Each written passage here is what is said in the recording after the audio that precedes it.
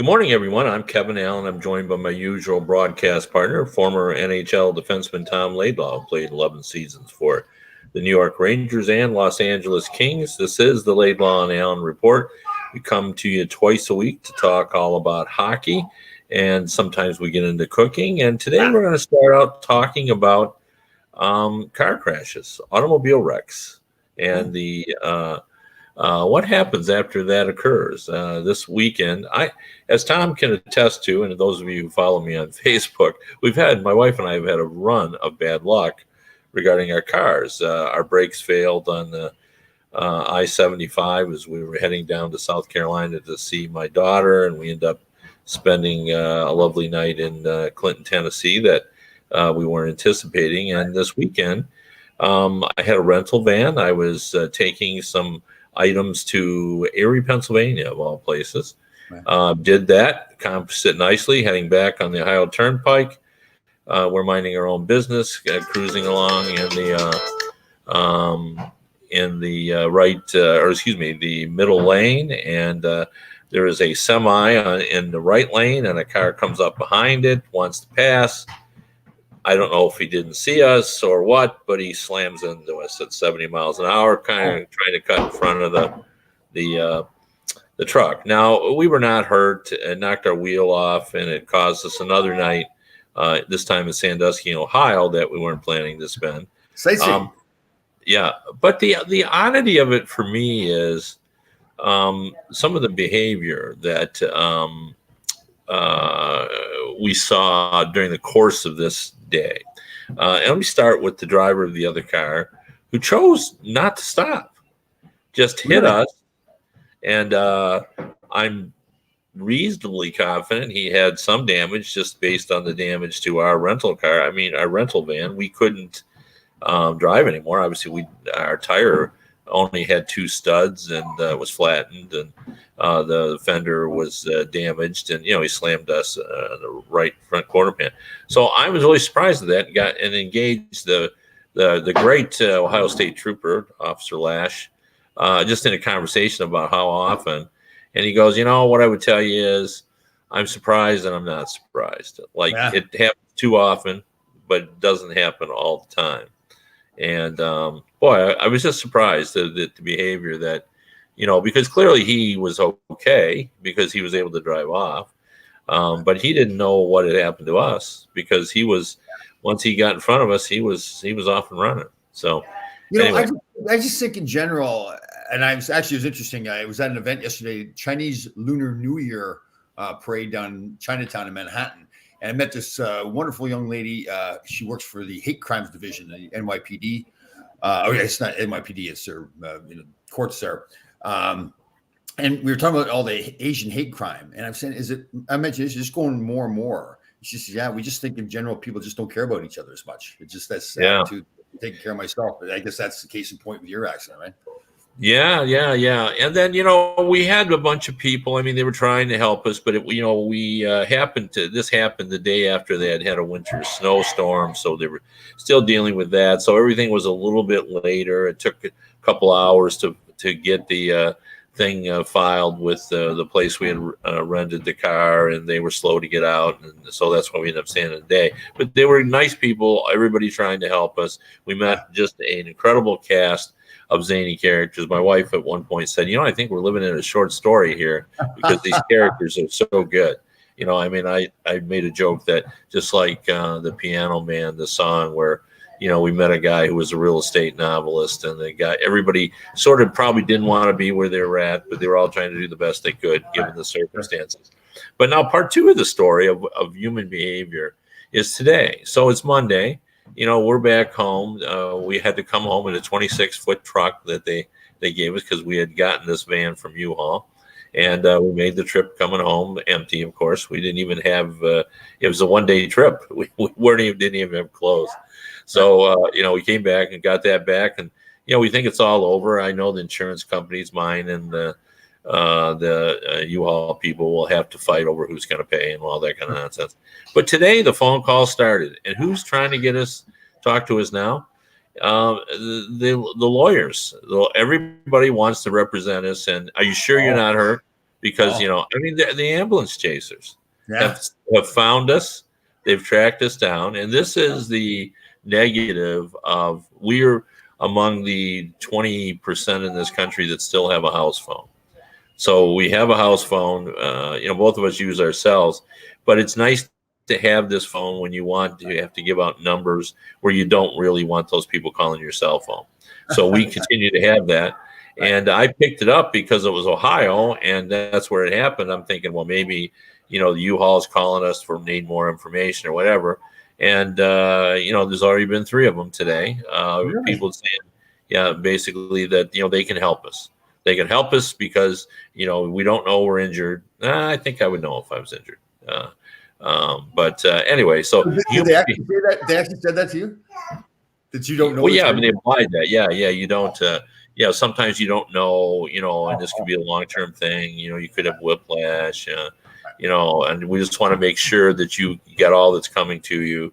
Do you travel often in Ohio? Because if you travel there more than 3 or 4 times a week, then you have more benefits, or more legal remedies. I don't know. It just, I just basically said, yeah, we're fine. We don't need your services. But I mean, I was just struck by, and again, this was just, it turned out to be just a minor inconvenience for us. But I was just struck by the human behavior, no matter what type of incident, because I'm sure there are a lot of people who are seriously injured in automobile accidents or whatever, and maybe they need those services. But the fact that people are soliciting, to represent people, I don't know. It just seemed unseemly to me. I know. So, I know. anyway. And who have you given that number to? The U-Haul company?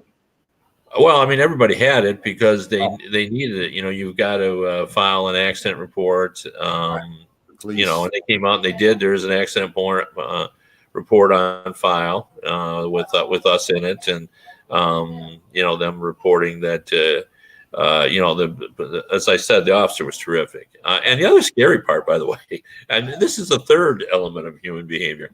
Really, the scariest part was not the accident; was the fact that we have no tire and we're on the left-hand shoulder. Okay. Now, cars do not slow down, even when the police officer was there. And then when the tow truck came, it was scary that he had to kind of go out. And originally he thought maybe he could fix it. So he's kind of hanging out the side there. They wouldn't let us, police officer wouldn't let us get out of the car. He just said, it's dangerous out here.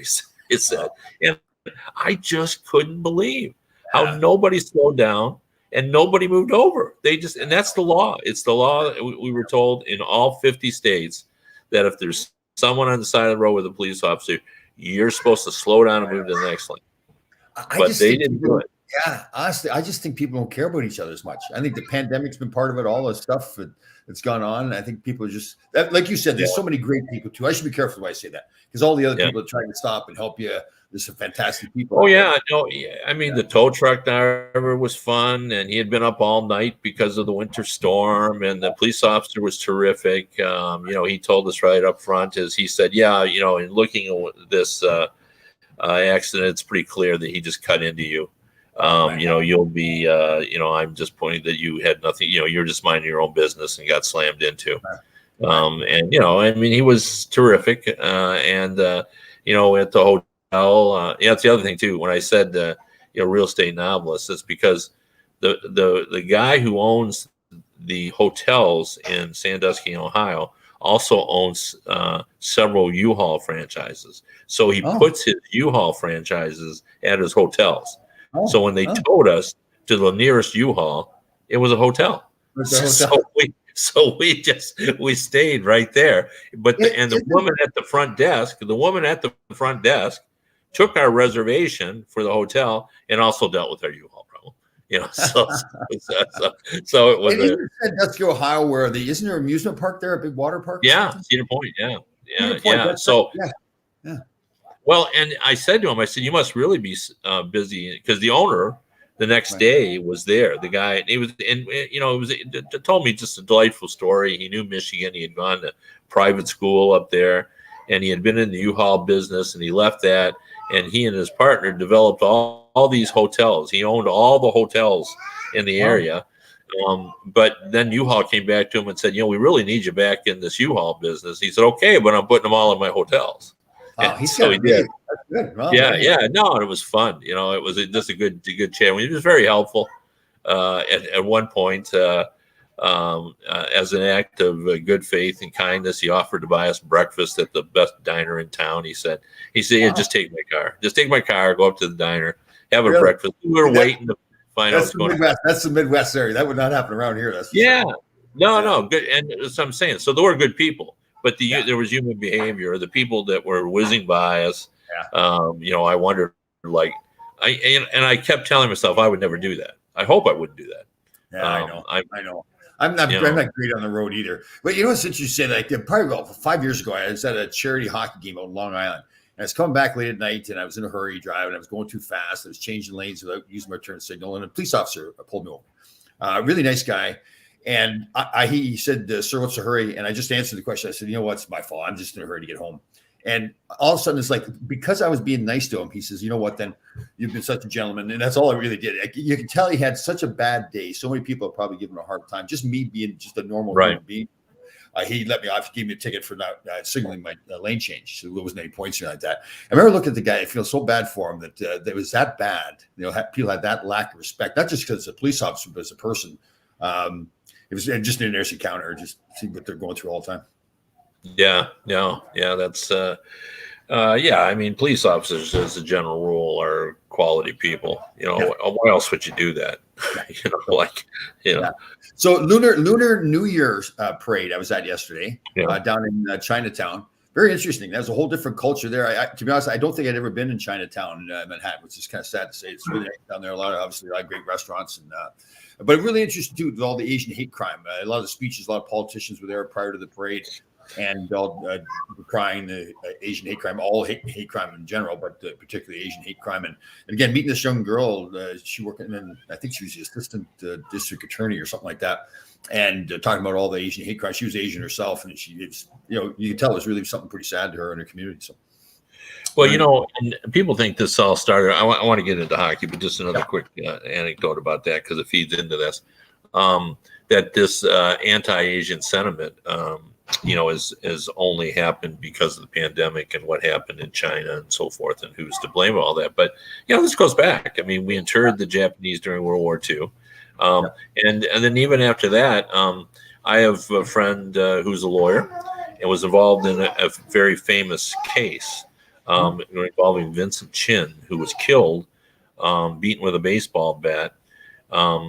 And it was never proven to be a hate crime, at least in terms of the eyes of the law.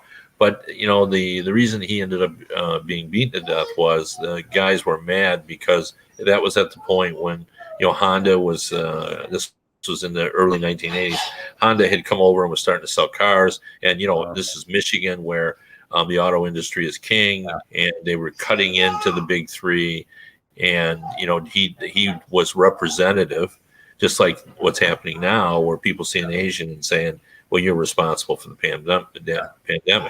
But back then they were saying you were responsible for taking jobs from Americans. Yeah. And so he was beaten to death. And my friend, who's a lawyer, who's in his 70s, the reason it came up is someone's doing a documentary about that time, and they wanted to talk to him, and his wife was just saying, they contacted him and they're going to interview him. So anyway, let's get on to happier subjects. I want to talk a little bit about hockey, because I'm sure that when Jack Eichel scored his goal last night, there was no bigger rooter and no one happier than Tom Laidlaw. It took him 2 games. It took him 2 games to do it, though. But we won't. Yeah, because there's never any rust when you're hurt. No, and you set out that you should come in and light it up. He's such a great player. He should just score right away. First shift, probably. Yeah, for sure. So, no, how what have you thought so far? It's only been a couple of games, but he's got 2 points. He had 2 points last night. And what do you think now that you've seen it in action about how that's going to work out for him? I don't think there's any question that he's a talented player, that he can score goals. I mean, I guess my concern is I just haven't seen yet that team player that makes a difference in the locker room. Now, maybe it won't matter there in Vegas. Maybe they've got enough team players there. They pitch Angelo back in defense, was captain in St. Louis. A lot of other leaders on that team, so maybe it won't matter. I don't know. I have this feeling, and again, it's just purely a gut feel when I watch him play. I just don't see this great competitor. Maybe that's because he's such a great talent. And people talk about it all the time, how he just kind of skates so fluidly, effortlessly, all those things. I want to see that competitive guy that has to really get dirty and nasty to go win a game sometime. Maybe he's got that. I just haven't seen it. So yeah, let's define that a little bit. When you say dirty and nasty, are we talking about what are you talking about? Like, what do you do when you're to show you're a main competitor? So players like Brad Marchand, Tom Wilson, obviously they take it to the extreme, to the point where they overboard and they're getting suspended and hurting other people. But Sidney Crosby, you see him sometimes in a game. He'll get mad. He'll run somebody. He'll defend his teammate. He'll do whatever he has to do to get his team going. If his team is flat, he'll do those kinds of things. Like all the great players had it in different ways. Wayne Gretzky even had it, not in a physical way necessarily, but he would really, when his team needed something to happen, he would get nasty. Mark Messier, maybe one of the best at that ever, physically getting his team into it. I just don't, and again, those are great players, and I don't mean to compare Eichel to those guys yet, but that mentality, even Steve Yzerman later on in his career, you've talked about it many times, playing with bone on his knees, those kinds of things. Again, I just don't see that yet from Eichel. Maybe it's just a young player that hasn't needed it yet. He played in Buffalo all that time. Maybe they weren't playing meaningful games, but that's what I think we're missing right now from him. And maybe he's got it. We'll see. Do you see that from Stamkos, Braden Point, Kucherov? Yeah. So Kucherov is nasty. You really watch him sometimes. Like, he goes after people, like, to the point, like, I mean, like, again, compare back in the day, he wouldn't have done it back then because of all the fighting, but he's nasty. Stamkos, yes, no question. He'll stick up for his teammates. Even Panarin here in New York, go back to last year, jumping on Tom Wilson's back. That's he's really not that physical player, but Chris Kreider does it. He's one of the leading goal scorers in the league this year. He'll stick up for his teammates as well. So it's just I haven't seen it yet, but maybe he just has not been put in that position that he can. And again, on that team in Vegas, maybe he doesn't need to as much. But again, that's what I want to see. Yeah, but I tend to agree with you. I think you guys got to show it. I think it shows up in different ways. With Stamkos, for example, I think it shows up the fact that he's been injured a billion and a half times, and he always comes back, and he's still at that level, and he's still playing hard and still competing. Kucherov is the same way. These are guys that really are competing, trying to win championships, pushing it to come back earlier. Braden Point, the same way. But none of those guys I would think would be, nobody would say they're physical players. Right. Yeah. It's just they're tough mentally, right? They do what they need to do for their teams to win. Even Shesterkin, this young goaltender, man, he played another great game yesterday.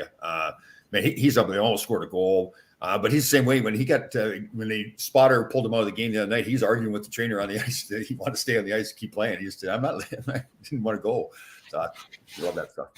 Yeah, I mean, I think those who want to make a case for him for MVP, I think there's a strong case for that. But hard to do it for the goalie. So yeah, totally. It just seems like every game he plays, there's a lot of times the Rangers maybe don't deserve to win the game, but they win because of him. I've just never. I shouldn't say this. I guess I have seen other goaltenders dominate that way, but man, he's really something else. And the way he plays, like, it seems like his mentality too. He's a lot of those, like the Carey Price, Marty Brodeur was like this. Made it seem like they just, okay, I'm fine, guys. Don't worry about it. Everybody else thinks it's a big save. Everybody calm down. I've got this, and don't worry about it. And when you're playing for a goaltender like that, especially when you're a defenseman, if you screw up, make a mistake, and he just makes this easy save, like, okay, it's not as embarrassing the mistake you made. Like, Dominic Hasek was a great goaltender. My only problem with his was all his saves were these dramatic saves. He's flopping all over the place. It looks like he was barely hanging on. That's not his fault. That's just the way he played, but just a different style. Yeah, but I think he still gave his team I covered a lot of his games, and I was amazed. Like, I always talk about how teams do play different based on their goaltending. I've made this observation for years. Like, if they don't trust their goaltender, they're a little more conservative. They don't go up ice and everything. And with him, because he was so acrobatic and he saved their bacon, like, I love the way the Sabres played when they had Hasek in goal, because they pushed the tempo. They were up the ice. They were flying. They less concerned about 2-on-1 breaks, because they knew he was going to be spectacular, and he was. Like, if there was ever a statistic on beating breakaways and 2-on-1 breaks, I think he'd be at the Right. top of the list in terms of his I ability. guess the only problem I was a defensive defenseman, so I was supposed to stop all those great opportunities. So when I watched him play and he's making these fancy saves, diving all over the place and barely stopping it, but he's stopping the puck. Then I'm thinking to myself, as a defenseman, then I'm not doing my job. I guess that's where I come from, more is that defenseman will stop. Well, that's on you then. That's your head. That's not his head. So that is true. I will tell you though that I did the story. It was one of my favorite stories when I talked to Dominic Hasek about all of his antics, and was surprised to learn that everything he does on the ice is calculated. Even that crazy thing when he would throw up his hand, and then occasionally he would hit his hand, even when he was laying on the ice and all that kind of stuff. And that was all based on, over the years, he had calculated what he could do to give him the best chance to stop the puck, when things looked hopeless. And he had decided at some point that, okay, if I throw my arm up, at least it gives me, in his mind, a 15% chance of getting the puck. So even though it looked like it was a spur of the moment decision, he insisted that everything he did, he had thought out. Yeah, I didn't know that. That's first time I've heard that. Wow. Yeah, and that's what he said. I mean, he said that, when he was laying on the ice and it seemed out of the play, he started doing things like lifting his leg, lifting his arm, because it gave him a small chance. And, over time, people don't remember when you miss the puck, but they remember when you knock it down with one arm raised or a pad raised, or, some of the crazy things he did, the knob of his stick. So he thought about those things. He thought about, diving and what the chances were, and, all the crazy nutty things that he did. And certainly if you're listing the most entertaining goalies of all time, he's right there. I also think he's rated among the greatest goalies of all time. Yeah. So, he is. Yeah. I remember I was in the agent business, and Warren Riker was playing in Chicago, and they had Ed Belfour, right? Ed Belfour and Dominic Hasek. Yeah. And they traded Hasek away to Buffalo. I remember Warren Riker saying to me, "We just traded away the best goaltender in the National Hockey League." Now, Ed Belfour was still a big goalie and still won, but that's what teammates looked at him.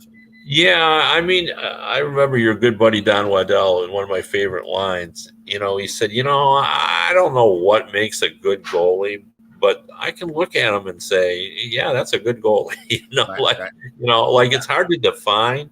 That's true. It's like, what the famous Supreme Court justice is. I can't define pornography, but I know it when I see it. So.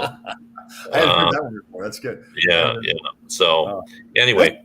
That is true. That, like I mentioned Shesterkin so much. I watched him play and I say how great he is. And you could ask me, well, why is he so great? And I don't know if I could give you an answer. He stops the puck so well. Yeah, well, I think always with goalies, your number one thing is confidence. You got to believe in yourself. Just as I just explained, Dominic Hasek, felt confident enough to do kind of crazy things because he thought it gave them, the best chance he had at that point to stop the puck. I think when a goalie feels good about himself and his positioning and, feels like he's doing all the right things, they're good. And I think Shesterkin is clearly the best goalie in the league right now. It's not even close. And Vasilevsky's a great goalie, but he's not having the same kind of year that Shesterkin is. So I agree. That's right. If you were to pick the best goalie right at this time, like right today, he's the best goaltender. I agree. Well, and it's interesting because, now Sorokin, people love him on the Islanders too. Just there's something about him. You watch him and you like him, and you look at his numbers when he had coming over from Russia when he was nearly invincible over there. He's pretty good. But look at the great Russian goalies we have in this league now. Remember for a while it was Finnish goaltenders was the thing. Now it's Russian goaltenders. Yeah. So it's not that Vasilevsky isn't a great goalie because he is. Overall, I don't think either team would trade either goalie for each other. Like I don't think the Lightning would trade Vasilevsky for Shesterkin, and I don't think the Rangers would give up Shesterkin for Vasilevsky. So I think that's very accurate. I agree. I was just speaking. Go ahead. Speaking of goaltenders, where's Fleury going to go? We're in another week here in the Fleury saga. Well, it was interesting. Steve Simmons of the Toronto Sun, and make your own decision about the trust level of this information. But he said, don't be surprised. He wrote in his weekend column, and Steve's been covering the league a long time. Now, that doesn't mean he knows what's going to happen. But he said, don't be surprised if Fleury ends up in Boston. Now, I had not heard that one before. But, they didn't get Tuukka Rask. And one thing I say about Boston, nobody's paying attention to this because Boston is Boston. They got Bergeron, they got Marchand, they got Charlie McAvoy. They got a lot of things going on there. They have a good culture. They're good. But they've been 500, actually below 500 over the last month. But has it been a goaltending? No, but they've only scored under 2 goals per game. Right. And they've given up more goals per game. So I think, if you're Sweeney, you're sitting around thinking, well, what will bring our culture back, together, synchronized, and maybe it's a goalie who's just got that aura, because sometimes the aura is as important as very true. So maybe they're saying, listen, we just can't we can't score goals. We're not going to be able to get a goal scorer to help us score goals. So we've just got to win those 2-1 hockey games or 2-0 hockey. So we go get another goaltender. You could look at it that way. And you know what your culture will be in the playoffs. So, but again, I have no idea whether there's even been a conversation to that. I don't know where Steve got his information. I just know that's what he said, and it gave me pause. A lot of times in my business, having covered the league for so long, sometimes it's just a feeling, a hunch, and or something that makes you go, And there is some logic to that. There really is. They were counting on Tuukka Rask coming in to be the veteran guy. Everybody was comfortable with him. If you bring in Marc-Andre Fleury, aren't you comfortable? Yeah. Allman hasn't been bad. Swayman's been pretty good too, but he's not a guy that Bergeron and Marchand and the guys have ridden the Rapids with. Those are not guys that they've had a long history with. Now, Fleury's not their guy either, but they all know his history, and guys like Bergeron and in particular, but Marchand, I'll bet too. I bet they know Marc-Andre Fleury really well. They probably played All-Star games and other stuff. Yeah. I bet they know him really, really well. And Fleury's reputation as an unbelievable teammate precedes him. Wherever he goes, everybody knows that. Everybody knows how much Sidney Crosby likes Marc-Andre Fleury. Everybody knows how much the Penguins love him. So, but the more and more I think about it, you're right. Because if the goal scoring is a problem for them, where are you going to go around the league? Who's available out there to help you score goals? And is one player going to make that much a difference when it comes to scoring goals? So if they've come to the conclusion, like we said before, that they can't find somebody to fix the goal scoring problem, then just go shore up you have a better culture, you have a better locker room now because Fleury's there. He's a great goaltender. I can see that. Yeah. Well, in fairness to the Bruins, though, Bergeron was hurt a little bit. Marchand's been suspended. So Pasternak's not having as good a year, right? I don't think he's playing. I think he's been fine. I think I almost feel like Pasternak is going to become the new Tuukka Rask in terms of the fan base, where some people are going to just expect so much out of him that if he doesn't, but I think he's been fine. So, did you ever have to interview? Not have to. Did you ever interview Emile Francis, who we lost? Yeah, many. He was next on my list. Many times. I bet I talked to Emile Francis 100 times. Wow. Yeah. Almost every book that I wrote on hockey history, and in particular, even though he was a Canadian, American hockey history, because he knew the main characters. Like I wrote about Frankie Brimzak, who had passed away, and he was terrific talking about Frankie Brimzak. Right. And he was great talking about the early American players. He had seen all these guys. He was in his 90s. He was 95 years old when he passed away. Yeah. One of the best, friendliest, most knowledgeable. I think he did a terrific job everywhere he was. Not only did he serve his teams well in New York and Hartford, St. Louis, but he grew the game all along the way. He was involved in youth hockey. He was given the Lester Patrick Award for contributions to hockey in this name. Like, I loved Emil Francis. I loved talking to him. He was a great guy. And he coached you, right, in that summer or that Winter Classic where the outdoor game, didn't he? Wasn't he one of the coaches? No, it was Mike Keenan was coaching us. Oh, I thought I read his obit that he coached the alumni in an outdoor game. It may have been. I don't think like when I played in he did, but I'm not sure. Okay, all right, yeah. I'm sure you ran into him many times. So. You know what though? I was in rooms where he was, but all the older guys that played for him, they're all over talking. Yeah, so I really never got a chance to talk to him. It just kind of showed me how much they really liked him because he walked in the room, they're like a magnet to him. So, well, you know, he got the Wayne Gretzky Award, which is given by the USA Hockey for contributions by a non-American to the American game. Oh. And the Howe family has won it, and he got it, and he gave a speech that I was at. One of the best speeches I've ever heard. He was. I remember watching him speak. He was good. Yeah. Yeah. He talked about his late wife, and there wasn't a dry eye in the house. Oh, sorry. Yeah. No. He's a family guy on top of everything else. Yeah.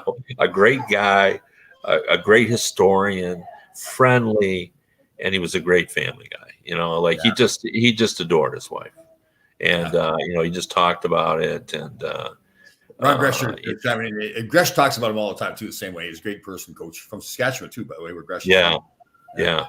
I just can't say enough good things about Emil Francis. It's a great loss. I mean, it is an incredible loss for hockey because he tied, like, he was still current. He still knew everybody in the league. Like, he could tell you, if you wanted to do a story about whether Austin Matthews could score 70 goals one season, you could call him and he could talk about his style of play. Yeah. And yet he could talk about Gordie Howe's rookie year. Yeah. Because he was born in the 20s, Emil Francis and he was. had that way of talking about that unique voice of him too, right? When he spoke. Yeah. No, he's just, he was just fabulous. And you talk to anybody who knew him or played for him, and they all say the same thing. Like, even there are times, a coach and GM can't make everybody happy. So there are people that were mad at him along the way, but most of them concede, but he was a good guy. Because he really was. He's just a phenomenal guy. And we've got some New York legends here in the hockey world: Clark Gillies, Roger Bear, Emil Francis. Wow. Yeah. It's hard for me. I looked at. I do a column on Thursdays, and where I do 25. It's called The Notebook, and I do 25 points, and I usually use 2 of them to talk about things that had happened in hockey on this day in history, and also I look back and then kind of talk about where the guy is and so forth. And I was looking at the 71-72 scoring leaders, and Rod Gilbert was on there, and I was just thinking, that doesn't feel that long ago. I know, and Rod's gone. He was in that in that group. Esposito won the scoring title that year, and now Espo's in his 80s. So it's just it's is Ron Gresher in his 80s too? I think he is, isn't he? Is he that old? He's not. He's 67. Ron's 67. Yeah. He's my age. So you're a young pup compared to us. That's right. 63. So, yeah, that's right. So definitely. Yeah. I'm finding collecting Social Security this year. So right. My wife was just hammering that I got to apply for it. So that's right. Okay. So did your lovely wife see my dinner yesterday? I don't know. Lovely wife, did you see Tom's dinner yesterday? Salmon and pasta. Salmon and pasta. I had salmon pasta too. Did you really? Nice. I had green tea pasta.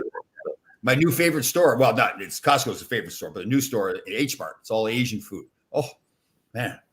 Yeah.